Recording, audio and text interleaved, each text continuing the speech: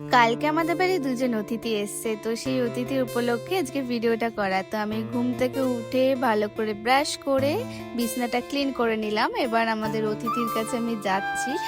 এর আগে কোনোদিন আমি কোনো পশু পাখি পুষিনি, এটা আমার লাইফে ফার্স্ট যে আমি দুটো পাখি পুষবো। সকালে উঠে আগে ফার্স্টে ওদেরকে ভালো করে ক্লিন করে নিয়েছিলাম, তারপর ওদের যে খাবারটা ছিল সেটা আমি দিয়ে দিলাম। দেওয়ার পর একটু রোদ্দুরে রেখেছিলাম, যেহেতু ওদের গায়ে জল একটু লেগেছিল, তো পুরো শুকিয়ে যাক তারপরে আমি ঘরে নিয়ে যাব। আচ্ছা বলো তো, আমার তো জানা নেই, অনেকেই বলছে যে বদ্রি পাখি পুষলে নাকি বাড়িতে সাপ আসে, এটা কি সত্যি? তোমরা যদি জেনে থাকো অবশ্যই কমেন্টে জানিও। আমার এই বিষয়ে কোনো অভিজ্ঞতা নেই, তাই জন্য জিজ্ঞাসা করলাম। ওদেরকে ভালো করে রোদ্দুরে শুকিয়ে নিয়ে কালকে রাতে একটু ফ্রাইড রাইস চিকেন করেছিলাম, সেটা একটু ছিল, তো সেটা আমি সকালে খেয়ে নিলাম। তারপর দেখো আমাদের এখানে একটা নিম গাছ আছে, ওটাতে না টিয়া পাখি আসে, ওখানে ফল আছে লাল লাল, তো সেটাই খেতে এসেছিলাম। ভিডিও করতে গেলাম, দেখলাম উড়ে গেল।